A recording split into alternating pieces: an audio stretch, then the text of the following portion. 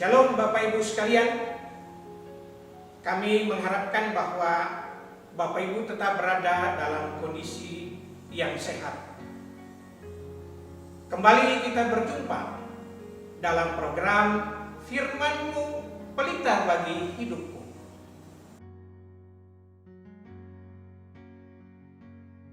Bapak Ibu Saudara, mengapa kita memerlukan firman Tuhan? Karena firman Tuhan adalah pedoman bagi kehidupan kita dari hari ke hari. Namun, sebelum kita mendengarkan firman Tuhan, mari kita dengar pujian yang disampaikan oleh Saudara Eraldo Siahaya dengan judul Kebesaran-Mu.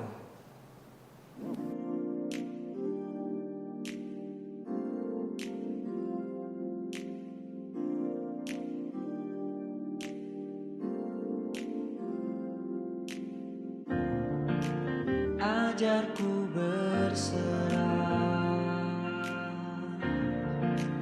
kuasai mataku,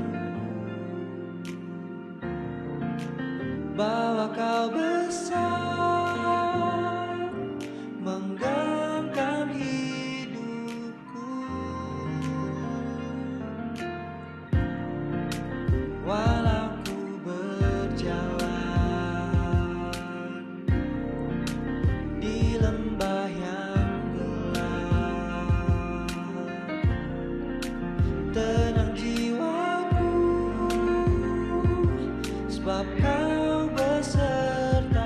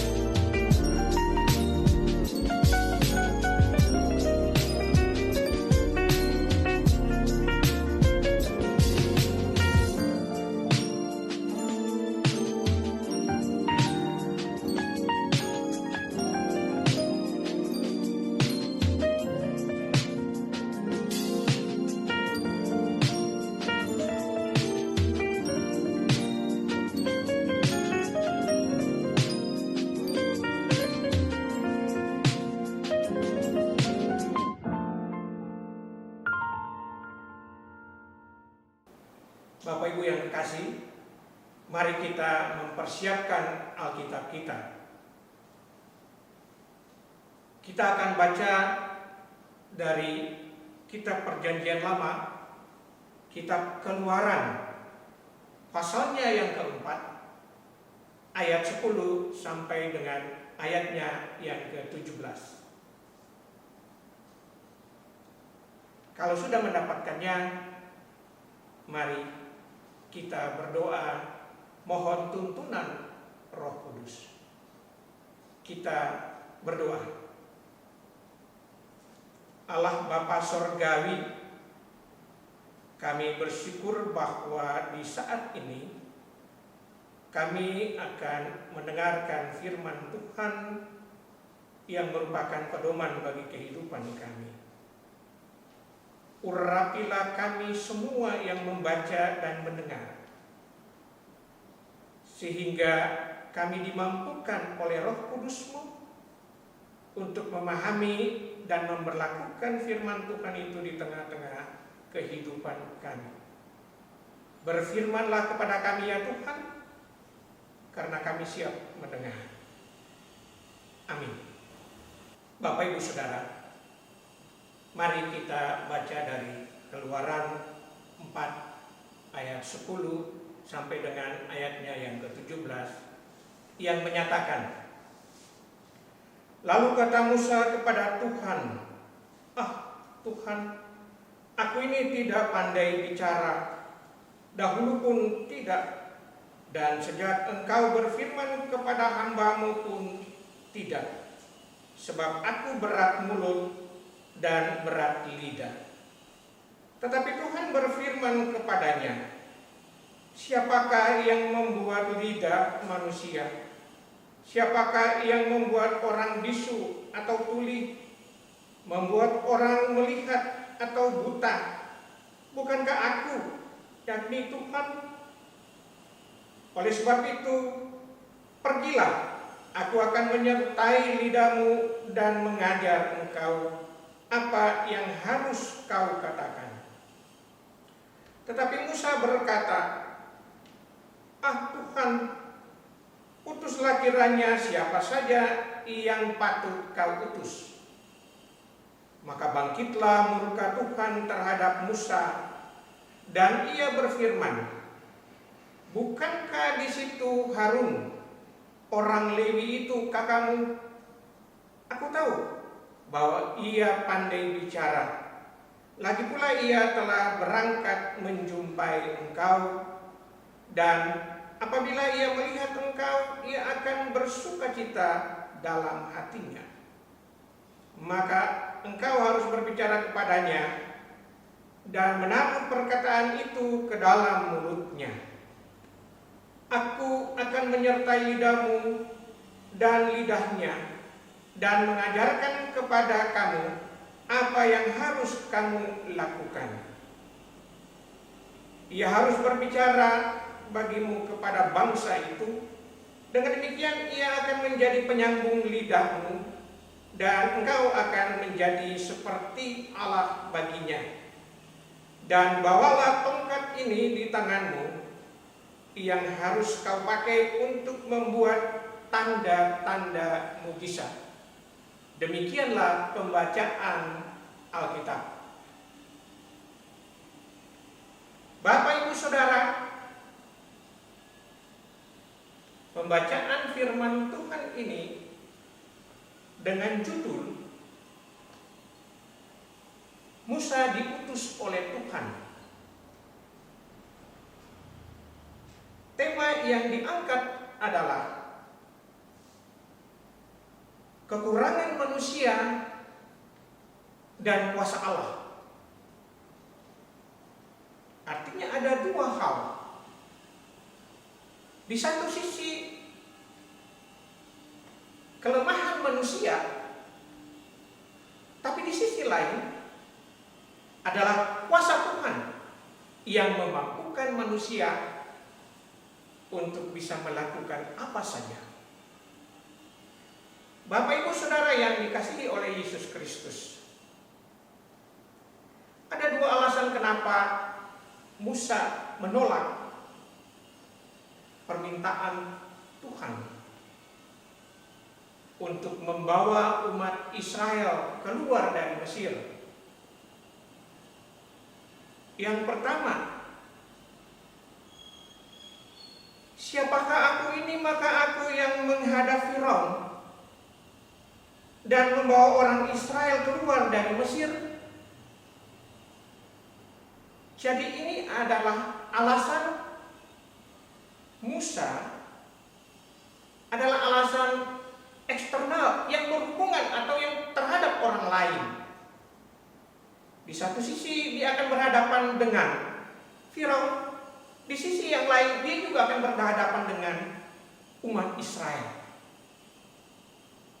Tentunya ini menjadi satu catatan atau tantangan bagi Musa. Musa katakan, siapakah aku ini yang berhadapan nanti dengan Musa, yang berhadapan nanti dengan orang Israel. Artinya ini adalah tantangan eksternal bagi Musa. Tetapi hal yang kedua adalah tantangan dalam diri Musa sendiri, yaitu Musa menganggap bahwa dia tidak mampu untuk berbicara. Itu bisa kita lihat dalam ayatnya yang ke-10. Lalu kata Musa kepada Tuhan, Tuhan, aku ini tidak pandai bicara, dahulu pun tidak, dan sejak engkau berfirman kepada hamba-Mu pun tidak, sebab aku berat mulut dan berat lidah. Bapak Ibu Saudara yang kekasih, artinya Musa mengakui kelemahan Musa bahwa dia tidak bisa berbicara karena dia adalah seorang gembala yang hari-harinya bukan setiap hari untuk berbicara dengan orang lain begitu ya. Artinya sebagai utusan Tuhan, dia merasa bahwa dia lemah, tidak punya kekuatan, tidak mempunyai kemampuan untuk bisa berhadapan dengan Firaun. Bahkan mau menyatakan saja bahwa kepada orang Israel bahwa dia diutus Tuhan saja, itu dia merasa bahwa sangat lemah. Dia takut jangan sampai orang Israel itu tidak percaya kepadanya. Karena itu saudara-saudara, dalam pembacaan firman Tuhan ini, jawaban Tuhan kepada Musa, kalau kita baca dalam ayat 11, tetapi Tuhan berfirman kepadanya, siapakah yang membuat lidah manusia, siapakah yang membuat orang bisu atau tuli, membuat orang melihat atau buta? Bukankah aku, yakni Tuhan? Artinya Tuhan menunjukkan kepada Musa bahwa Tuhanlah yang berkuasa, Tuhan yang menciptakan langit dan bumi, Tuhan yang menciptakan manusia, Tuhan yang menjadikan manusia sehingga dia berkuasa atas manusia. Itulah Tuhan mau nyatakan kepada Musa bahwa dia yang melakukannya. Karena itu di ayat yang ke-12 katakan, oleh sebab itu pergilah, aku akan menyertai lidahmu dan mengajar engkau apa yang harus kukatakan. Jadi Tuhan menyertai Musa untuk berhadapan dengan Firaun dan menyampaikan bahwa dia akan membawa keluar orang Israel dari Mesir.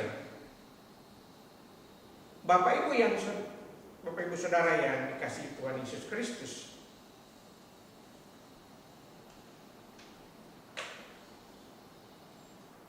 Musa diutus oleh Tuhan.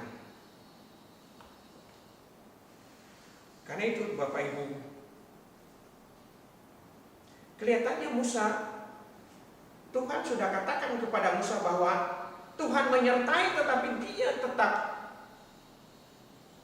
belum percaya, belum yakin bahwa Tuhan akan mengutus, Tuhan akan menyertai dia dalam perjalanannya.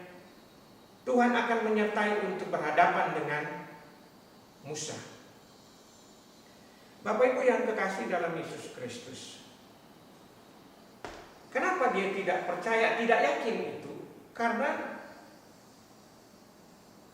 dia berhadapan dengan Firaun atau dengan umatnya, orang-orang Israel di sana. Tentunya dia merasa bahwa, yang pertama dia merasa bahwa tidak mampu. Mungkin ini merupakan alasan-alasan yang sering dibuat oleh kita juga. Ketika kita diutus, ketika kita ditunjuk, ini merupakan alasan juga yang sering kita ungkapkan. Bapak Ibu Saudara, tetapi Tuhan mau mengatakan kepada Musa bahwa jangan takut, ada orang lain yang akan menolongmu, yaitu kakakmu. Kakakmu Harun yang akan berbicara. Tuhan akan menyatakan kuasanya lewat lidah Musa maupun lidah Harun. Sehingga Tuhan mau bahwa mereka berhadapan dengan Firaun, yang berbicara nanti adalah Harun. Jadi tidak perlu khawatir sebetulnya, karena Tuhan sudah menyertai, Tuhan menolong. Bahkan ada Harun yang membantu Musa untuk membawa umat Israel keluar dari Mesir.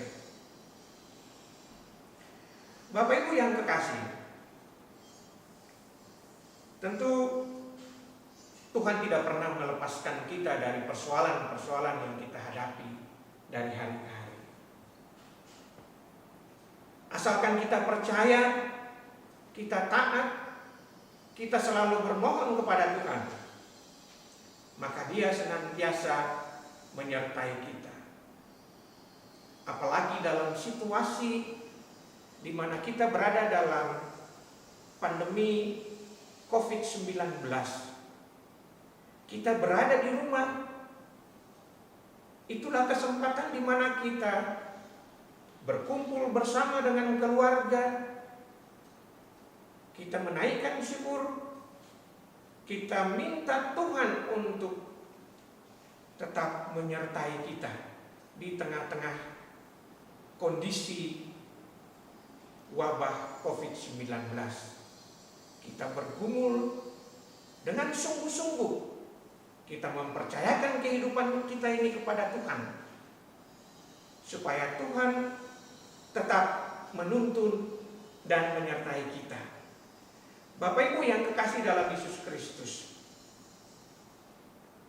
untuk hal ini apa yang menjadi pelajaran bagi kita? Ada 3 hal, Bapak Ibu yang kekasih. Yang pertama, kita harus mengakui di hadapan Tuhan bahwa kita ini adalah manusia yang paling lemah.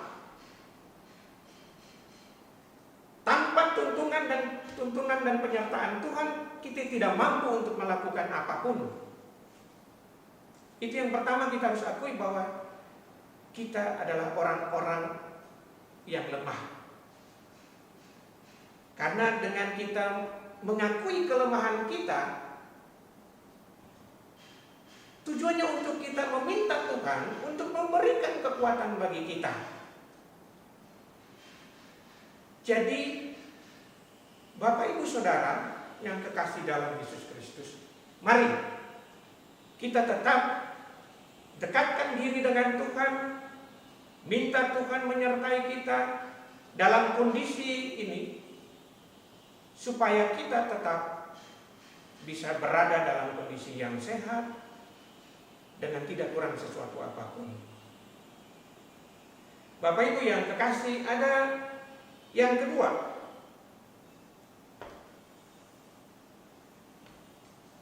Karena kita adalah orang yang lemah, yang selalu meminta pertolongan Tuhan. Sehingga hal yang kedua yang perlu kita pahami bahwa jangan kita menolak setiap panggilan Tuhan.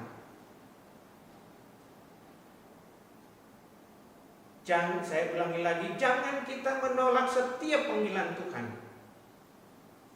Tuhan sudah katakan bahwa Dia akan menyertai.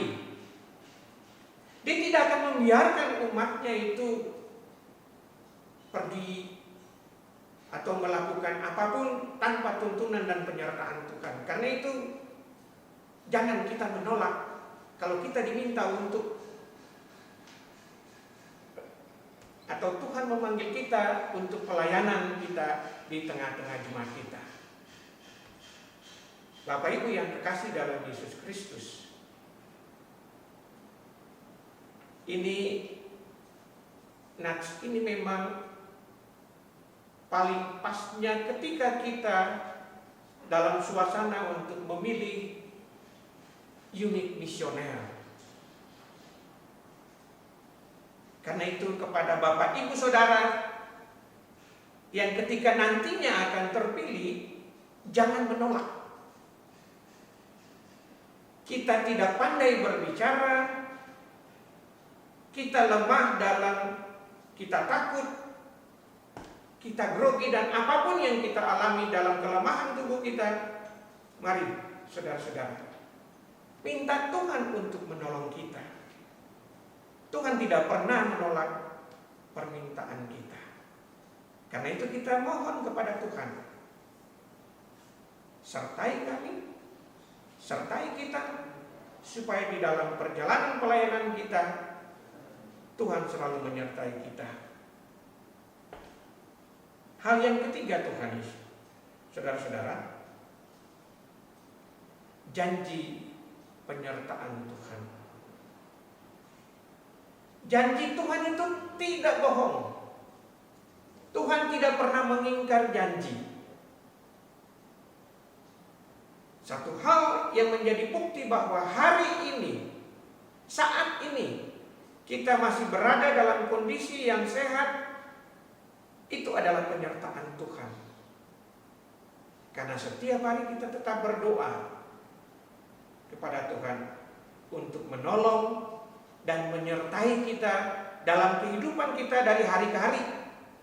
Dan ini adalah buktinya bahwa penyertaan Tuhan itu